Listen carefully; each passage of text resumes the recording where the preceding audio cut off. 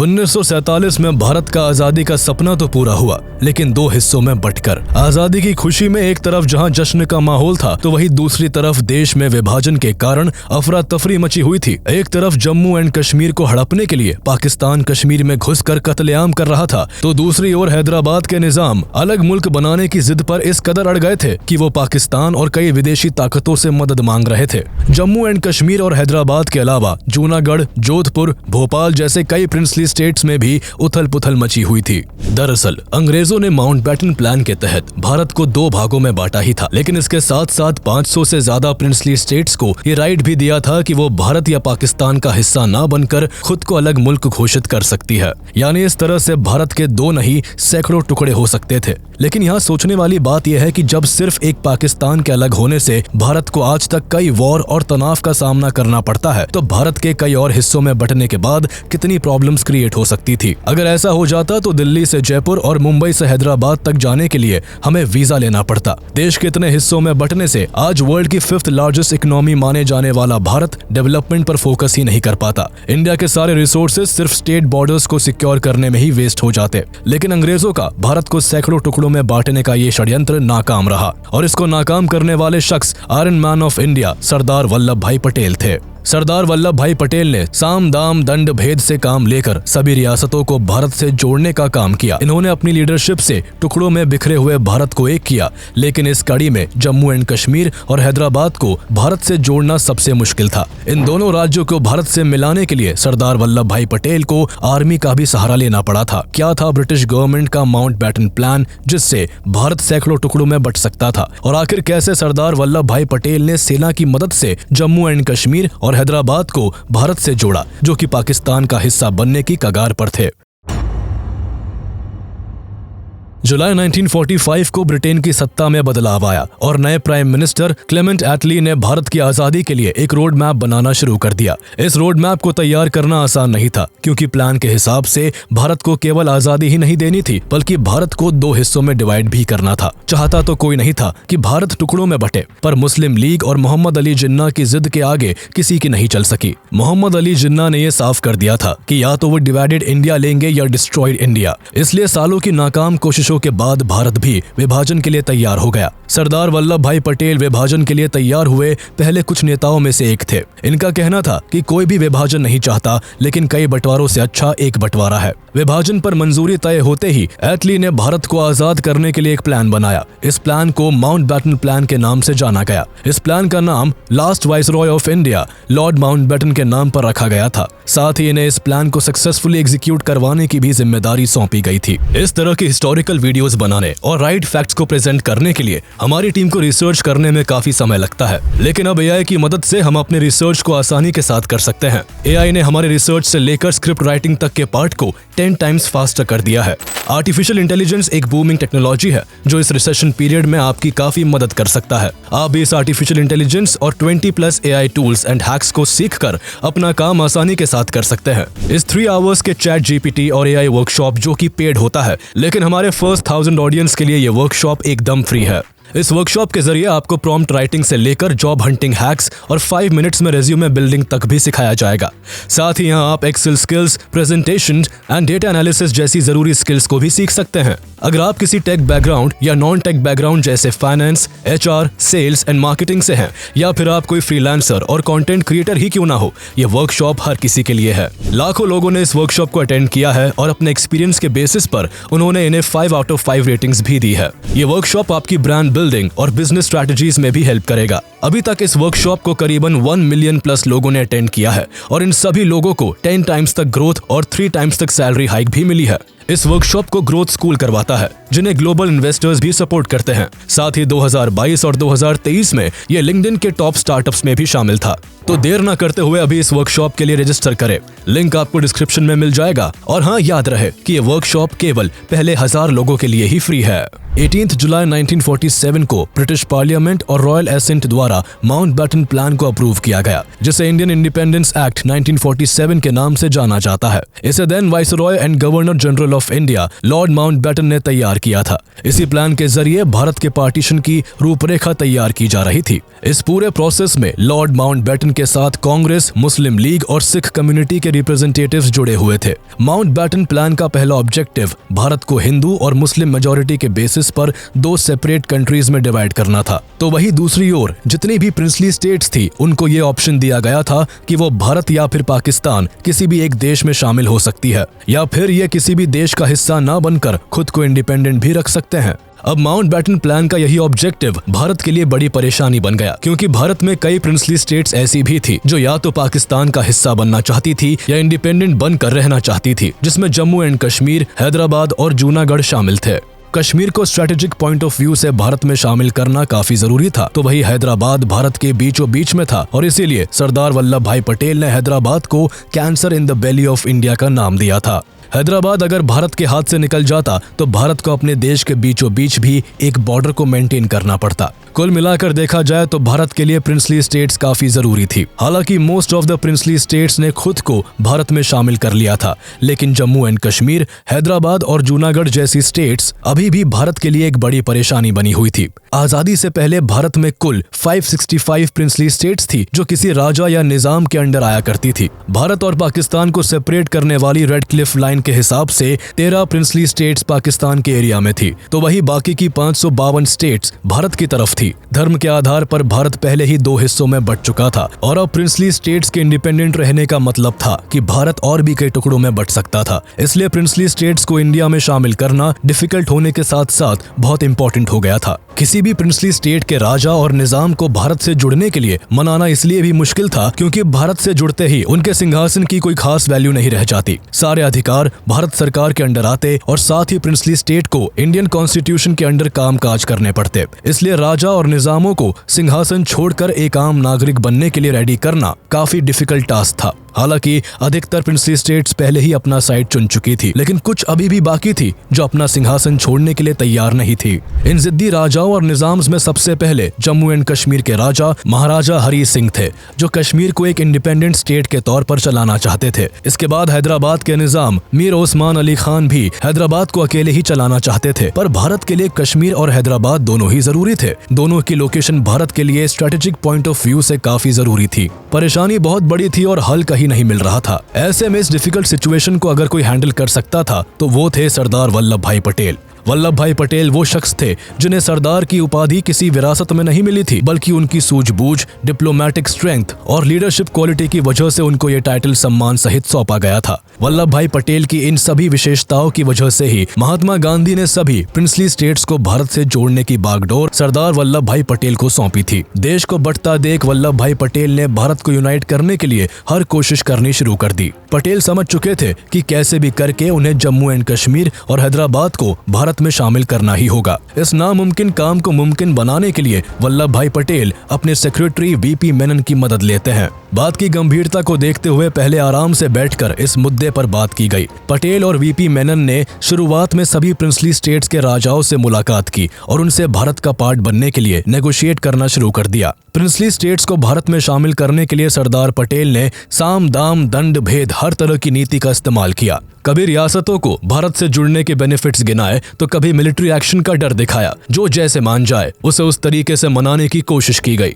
कई दिनों की लगातार प्लानिंग एंड एग्जीक्यूशन के बाद फाइनली वल्लभ भाई पटेल ने अपनी सूझबूझ और कूटनीति से 15 अगस्त 1947 आते आते 552 प्रिंसली स्टेट्स में से 549 को भारत के साथ इंस्ट्रूमेंट ऑफ एक्सेशन साइन करवा दिया था। यानी इंडिपेंडेंस डे तक ये सभी स्टेट्स भारत का हिस्सा बन गई थी। लेकिन अभी भी सरदार वल्लभ भाई पटेल 3 स्टेट्स को मनाने में नाकामयाब रहे। इन स्टेट्स में जूनागढ़, हैदराबाद और जम्मू एंड कश्मीर शामिल थे। अगर जूनागढ़ की बात करें तो करेंटली गुजरात में आने वाला जूनागढ़ यूं तो पॉपुलेशन के हिसाब से हिंदू मेजोरिटी वाला स्टेट था, लेकिन इसके निजाम मुस्लिम थे जिसका नाम मोहम्मद महाबत खां था। महाबत खां जूनागढ़ को पाकिस्तान में शामिल करना चाहते थे, लेकिन वही इसके ऑपोजिट वहां की जनता भारत का हिस्सा बनना चाहती थी। सरदार पटेल, जवाहरलाल नेहरू, यहाँ तक कि लॉर्ड माउंटबेटन के कहने पर भी महावत खां इंडिया से जुड़ने के लिए नहीं माने। इसलिए जब सीधे तरीके से बात नहीं बनी तो पटेल ने अपना तरीका आजमाया और जूनागढ़ में वोटिंग करवा दी। वोटिंग के रिजल्ट ने ये तो साफ कर दिया था कि एटलीस्ट जूनागढ़ तो भारत के हाथ से कहीं नहीं जाने वाला। इस वोटिंग में करीब 99% से ज्यादा वोट्स इंडिया में शामिल होने के पक्ष में आए थे और केवल 91 वोट्स पाकिस्तान को मिले थे। रिजल्ट के बाद भारत ने जूनागढ़ को भी अपना हिस्सा बना लिया। हालांकि जम्मू एंड कश्मीर और हैदराबाद अभी भी बाकी थे। इन दोनों स्टेट्स के साथ भारत ने विलय करने की काफी कोशिश की, लेकिन दोनों अपनी जिद पर डटे रहे। एक तरफ जहां जम्मू एंड कश्मीर पर पाकिस्तान की पैनी नजर बनी हुई थी, तो वहीं दूसरी ओर हैदराबाद के निजाम पाकिस्तान से मदद की उम्मीद कर रहे थे। ये सब होता देखकर वल्लभ भाई पटेल जम्मू एंड कश्मीर और हैदराबाद का भारत में विलय करने के लिए आर्मी का इस्तेमाल करने में भी संकोच नहीं करना चाहते थे। कहा जाता है दुनिया में अगर कहीं जन्नत है तो वो कश्मीर में है। कश्मीर जो आज भारत का अभिन्न हिस्सा है, जो सिर्फ अपनी खूबसूरती या कल्चर के लिए नहीं बल्कि भारत की सुरक्षा के पॉइंट ऑफ व्यू से भारत के लिए सबसे ज्यादा इम्पोर्टेंट है। बड़ी बात यह है कि कश्मीर भारत को थाली में सजाकर नहीं मिला था, बल्कि कश्मीर को भारत से जोड़कर रखने में हजारों भारतीय सपूतों का बलिदान शामिल है। भारत का मुकुट कहलाए जाने वाला जम्मू एंड कश्मीर आजादी के समय राजा हरि सिंह की सत्ता में था। जम्मू कश्मीर वो रियासत थी जिसके राजा तो हिंदू थे, लेकिन मेजॉरिटी पॉपुलेशन मुस्लिम्स की थी। जम्मू एंड कश्मीर में मुस्लिम मेजॉरिटी होने की वजह से ही राजा हरि सिंह चाहते हुए भी भारत का हिस्सा नहीं बनते, क्योंकि ऐसा करने से उन्हें अपनी राजगद्दी खोने का डर था। इसलिए राजा हरि सिंह 12 अगस्त 1947 को भारत और पाकिस्तान के साथ स्टैंड स्टिल अग्रीमेंट साइन करने को भेजते हैं, जिसमें लिखा होता है कि जम्मू एंड कश्मीर ना तो पाकिस्तान का हिस्सा बनेगा, ना ही भारत में शामिल होगा। जम्मू एंड कश्मीर एक इंडिपेंडेंट स्टेट बनकर रहेगा। साथ ही भारत और पाकिस्तान के साथ सभी ट्रेड्स, ट्रैवल, कम्युनिकेशन और अन्य सर्विसेज को बिना किसी दखलंदाजी के साथ एग्जीक्यूट करेगा। इस अग्रीमेंट को पाकिस्तान तुरंत साइन कर देता है, लेकिन भारत इस अग्रीमेंट पर कोई रिस्पॉन्स नहीं देता और जम्मू एंड कश्मीर के इस प्रस्ताव को पेंडिंग में ही रखता है। लेकिन तभी पाकिस्तान कुछ ऐसा करता है जो किसी ने सोचा भी नहीं था। अग्रीमेंट साइन करने के बाद भी पाकिस्तान जम्मू एंड कश्मीर के राजा हरि सिंह को वार्निंग लेटर भेजकर जम्मू एंड कश्मीर को पाकिस्तान में शामिल होने के लिए धमकाता है। बात केवल लेटर भेजने तक ही नहीं थमती, बल्कि अब पाकिस्तान जम्मू एंड कश्मीर को जबरदस्ती हड़पने की कोशिश भी करता है। अक्टूबर 1947 में पाकिस्तान फुल एग्रेशन के साथ कश्मीर पर हमला कर देता है। ये हमला पाकिस्तान की सोची समझी साजिश थी। इस हमले के तहत पाकिस्तान ऑपरेशन गुलमर्ग को लॉन्च करता है, जिसका मेन मकसद जल्द से जल्द श्रीनगर को कैप्चर करने का था, जिससे सीधा जम्मू एंड कश्मीर को हथिया लिया जाए। हालांकि पाकिस्तान ये हमला घुसपैठियों के भेस में करता है ताकि इसका इल्जाम डायरेक्टली उस पर न आए। ऑपरेशन गुलमर्ग के चलते पाकिस्तानी आर्मी द्वारा कंट्रोल किए जा रहे 5000 से ज्यादा ट्राइबल फाइटर्स को जम्मू एंड कश्मीर में तनाव की सिचुएशन क्रिएट करने के लिए भेज दिया जाता है।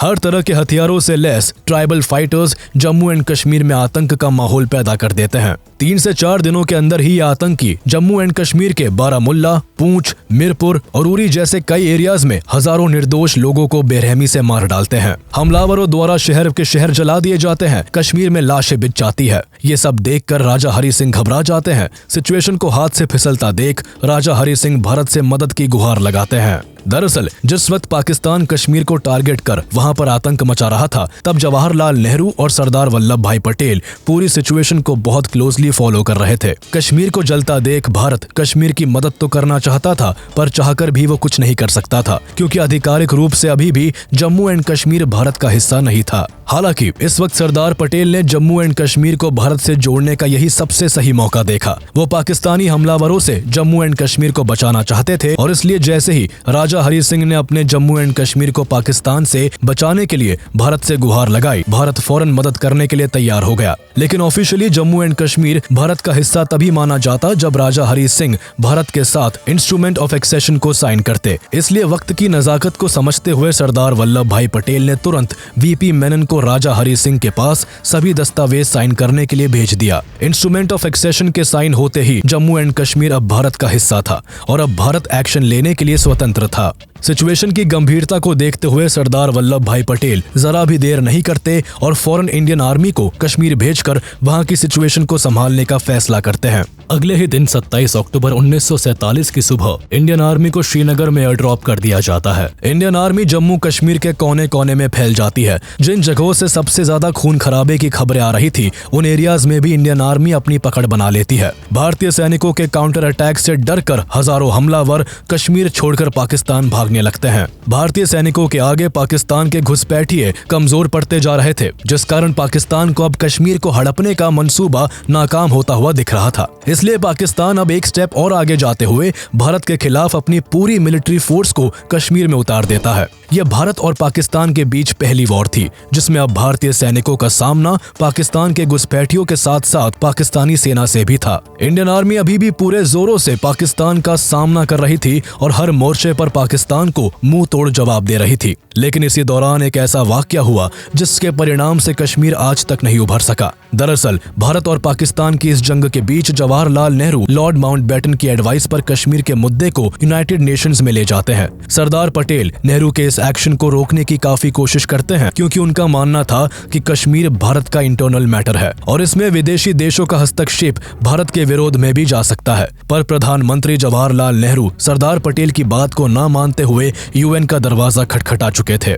जवाहरलाल नेहरू का सोचना था कि Jammu and Kashmir Indian independence act के तहत लीगल तरीके से भारत में शामिल हुआ है और इस कारण पाकिस्तान का कश्मीर पर हमला करना पाकिस्तान को दोषी ठहराता है। इन सभी वजहों से नेहरू ने सोचा कि यूएन भारत का साथ देगा और पाकिस्तान को कश्मीर छोड़ने के लिए कहेगा, लेकिन यही सोचना नेहरू की सबसे बड़ी भूल साबित होती है। कश्मीर का मुद्दा यूएन में जाते ही यूएन कश्मीर को डिस्प्यूटेड टेरिटरी बताते हुए कश्मीर में सीज फायर घोषित कर देता है, जिसके तहत जिस देश की सेना जहां थी वही रोक दी जाती है। इस दौरान कश्मीर के कई हिस्सों में पाकिस्तान ने बढ़त बना रखी थी, इसलिए सीज फायर के डिक्लेयर होने से कश्मीर के उन हिस्सों पर पाकिस्तान का कब्जा हो जाता है, जिसे पाकिस्तान ऑक्यूपाइड कश्मीर POK के नाम से जाना जाता है।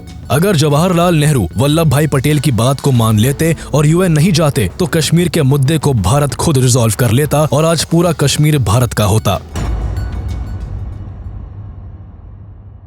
हैदराबाद आजादी के समय पर सभी प्रिंसली स्टेट्स में दूसरा सबसे बड़ा और सबसे अमीर राज्य था। हैदराबाद में सिचुएशन कश्मीर से बिल्कुल ऑपोजिट थी। हैदराबाद के निजाम मीर उस्मान अली खान तो मुस्लिम थे, लेकिन हैदराबाद की 80% से ज्यादा पॉपुलेशन हिंदुओं की थी। निजाम उस्मान अली उस समय सिर्फ हैदराबाद का ही नहीं बल्कि पूरे विश्व के सबसे रईस राजाओं में से एक था। उस्मान अली उस कदर धनवान था कि उसके पास हजारों करोड़ों की दौलत के साथ साथ सैकड़ों करोड़ के हीरे जवारात भी थे, इसलिए उसको दौलत की बहुत ज्यादा अकड़ थी। वल्लभ भाई पटेल ने निजाम उस्मान अली को बहुत मनाने की कोशिश करी कि वो हैदराबाद को भारत में शामिल करने के लिए मान जाए, लेकिन निजाम उस्मान अली ने सरदार पटेल की बात को ना मानते हुए हैदराबाद को इंडिपेंडेंट कंट्री घोषित कर दिया। उस्मान अली के दिखाने के दांत कुछ थे और खाने के दांत कुछ और। वो न्यूट्रल रहने की बात तो करता था, लेकिन मन ही मन उसका झुकाव पाकिस्तान की तरफ था। मेजॉरिटी पॉपुलेशन हिंदुओं की होने की वजह से हैदराबाद की जनता भारत में शामिल होना चाहती थी, इसलिए निजाम और जनता के बीच टकरार का माहौल था।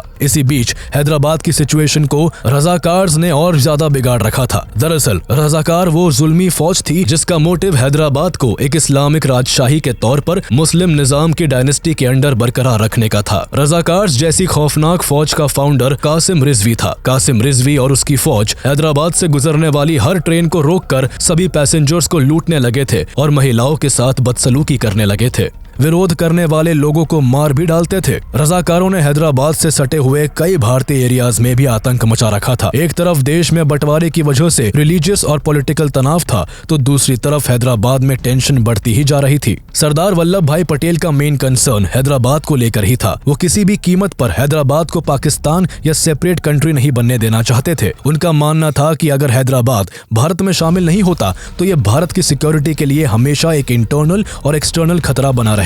हैदराबाद भारत के पेट में कैंसर के जैसा हो जाएगा जो भारत को तोड़ कर रख देगा। सरदार वल्लभ भाई पटेल का मानना बिल्कुल सही भी था, क्योंकि ज्योग्राफिकली हैदराबाद भारत के बीचों बीच में आता है, जिस वजह से हैदराबाद का भारत का हिस्सा ना बनना किसी भी सेंस से सही नहीं था। इसके अलावा अगर आजादी के समय का मैप देखें तो हैदराबाद स्टेट आज के हिसाब से काफी बड़ा था। हैदराबाद स्टेट इंडिया के साउथ सेंट्रल डेक्कन रीजन में आता था और उस समय आज का तेलंगाना, कर्नाटका का कल्याण कर्नाटका रीजन और महाराष्ट्र का मराठवाड़ा रीजन भी हैदराबाद में शामिल था। यानी कुल मिलाकर हैदराबाद एरिया वाइज दूसरा सबसे बड़ा, पोजीशन वाइज इंडिया का सेंटर और इकोनॉमी वाइज सबसे रिच स्टेट था। इसलिए इंडिया के लिए हैदराबाद बहुत ज्यादा इंपॉर्टेंट था और सरदार वल्लभ भाई पटेल हैदराबाद को भारत से जोड़ने के लिए जी जान से जुटे हुए थे। वक्त के साथ साथ हैदराबाद में निजाम उस्मान अली और रजाकारों के खिलाफ जनता का आक्रोश बढ़ता ही जा रहा था। सरदार पटेल जल्द से जल्द आर्मी की हेल्प से हैदराबाद को भारत में शामिल करना चाहते थे, लेकिन जवाहरलाल नेहरू सरदार पटेल के मिलिट्री एक्शन से अग्री नहीं करते थे और वो नॉन वायलेंस तरीके से हैदराबाद को पाना चाहते थे। पर सरदार पटेल जानते थे